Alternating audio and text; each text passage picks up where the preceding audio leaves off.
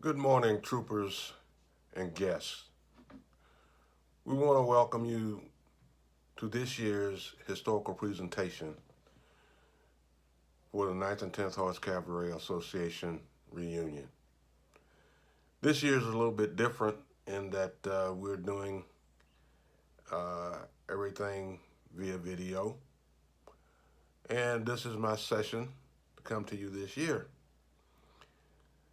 We want to welcome all and bring you greetings from the National Historical Group. And we're going to hopefully come together again next year in Houston, Texas. Now, this year, we want to talk a little bit about deeds, not words, exceptionalism. Back in the day, my dad used to tell me that being a Negro, a word we don't usually use as much these days, you have to work twice as hard to get half as much. Now, we ask some of our white counterparts, they say that doesn't exist. But we all know that it does exist. We have to work twice as hard to get half as much. And even at that, at some point, the half is not that much. But since we're coming from South Carolina this year, I wanted to spotlight this individual, Johnson Chestnut Whitaker. He's from Camden, South Carolina, born August 23rd, 1858. And if you look at it, we talk about Flipper and his graduation from the United States Military Academy at West Point. But we have to go a little further and look at who was the first to enter the academy. Whitaker was one of three that entered the academy. They did not graduate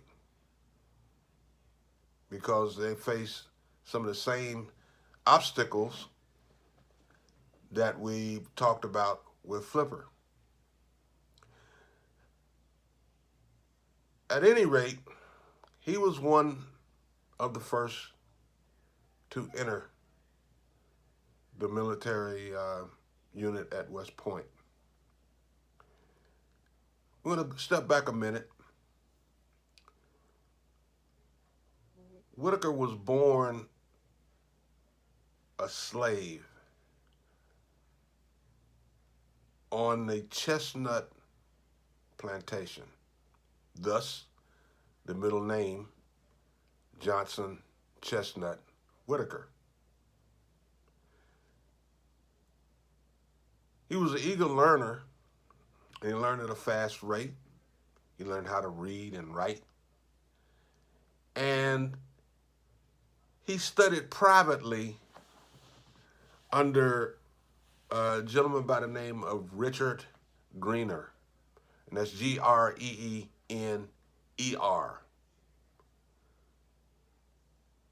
And this is significant because Greener would later become dean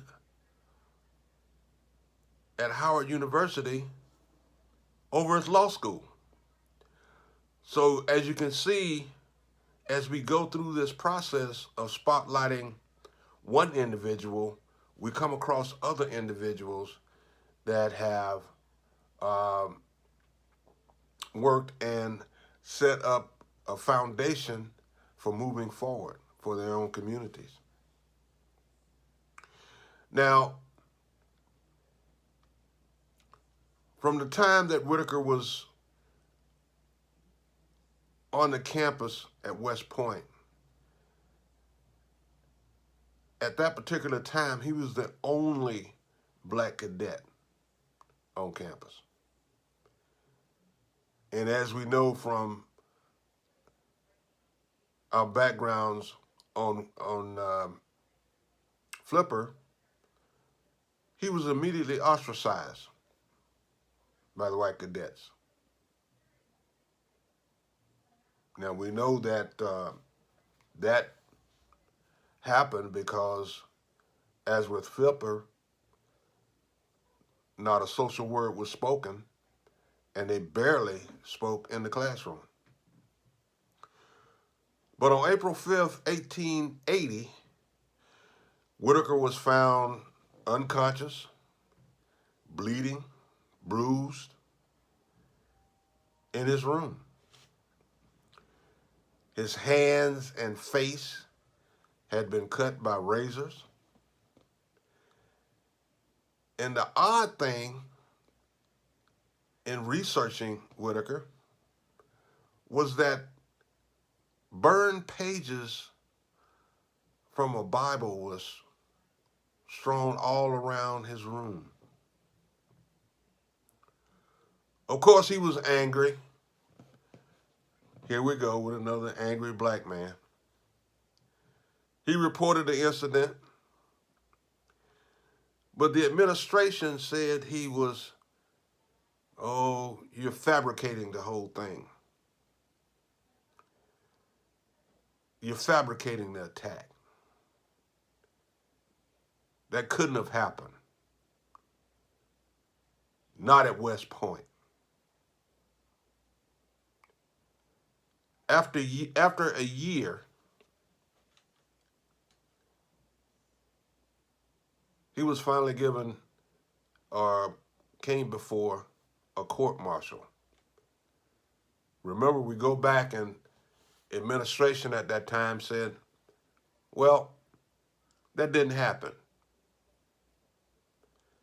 Now, in the proceedings, in that court martial, it was documented that Whitaker tied himself down. He had placed rocks in a sock and whipped upon himself, quote. Now that is strange, but we look at different periods. That is not unheard of, because some of those same things are happening today. It's your fault. If you had just followed orders, followed instructions, then this wouldn't have happened. You tried to escape. So this is nothing new. Now, this is the 1800s, and we're in 2021, and we're still dealing with some of the same things. But here again, there is, quote, supposedly an exceptional human being. Exceptional. And as you say, with those exceptionalism, that certain things are required. He was not only representing himself, he was representing the entire community. Let's go back to the proceedings. During those proceedings, Whitaker was referred to as inferior, that he was not capable, that he did not earn being a cadet at West Point. Now, he wasn't given anything other than the appointment as far as the test and everything that he had to endure. He proved himself worthy of that appointment. But because of the color of his skin, he knew what he had to deal with. Also included in those proceedings The prosecutor noted that, quote, Negroes are noted for their ability to create a sham and lie. Now we're going to go back to this other part where they're inferior. So if they're so inferior, that's a hypocritical statement. But we can always go back and look at that, and as you say, a good defense attorney can poke holes in that. But the decision was already made. Whitaker was found guilty of creating the situation, tying himself down, abusing himself, and then reporting it to authorities.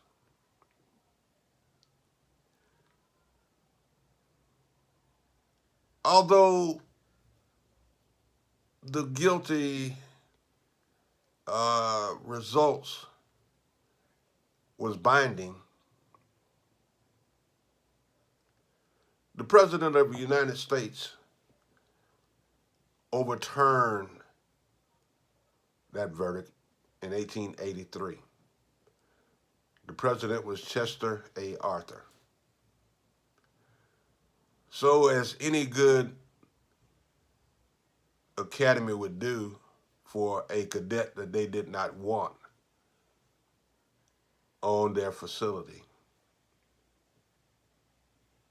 they expelled him, stating that he failed an exam.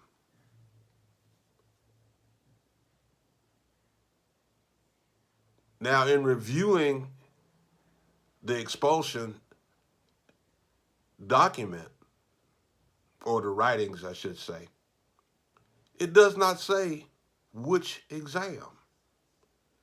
It just states that he failed an exam.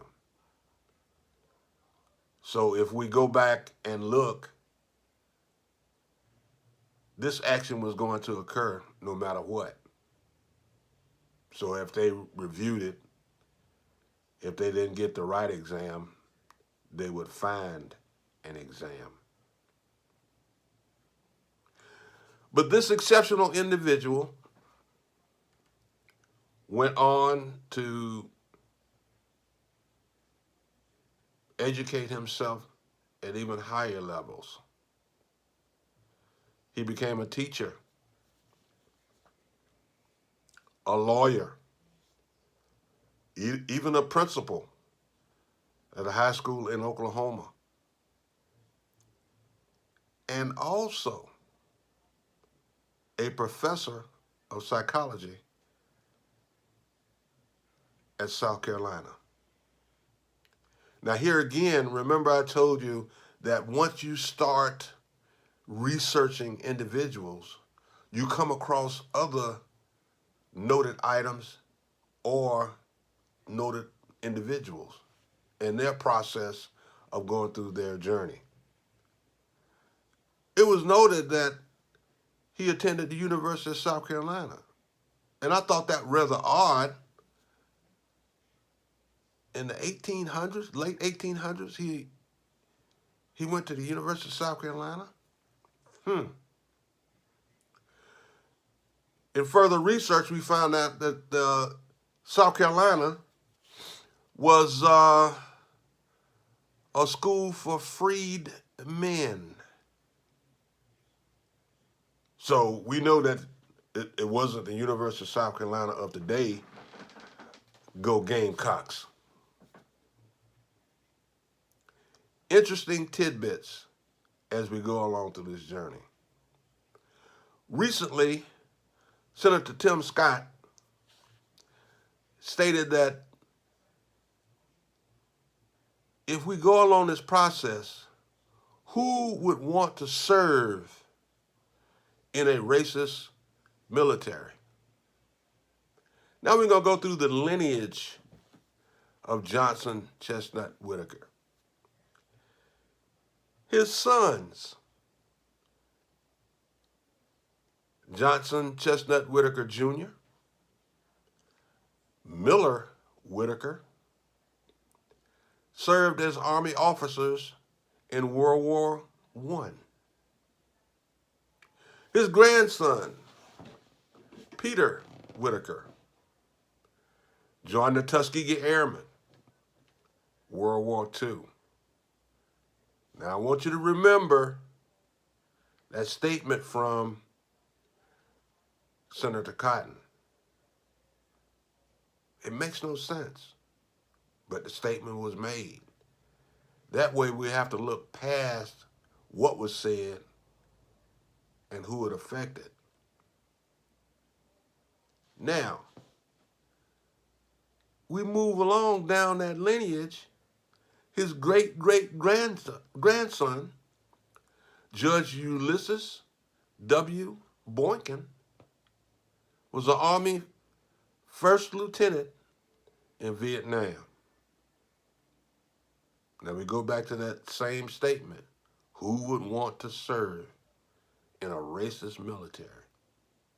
Wow, what a statement. Now, on July 25th, 1995, Whitaker was awarded his commission by William Jefferson Clinton. President Clinton made a statement during that ceremony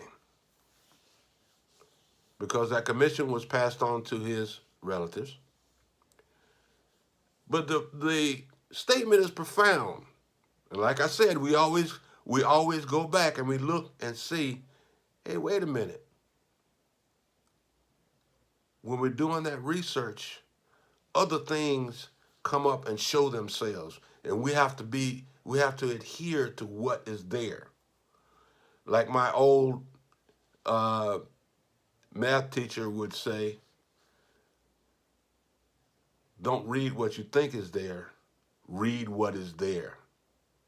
Because I'm going to tell you, I've really had a problem with word problems. They did me in.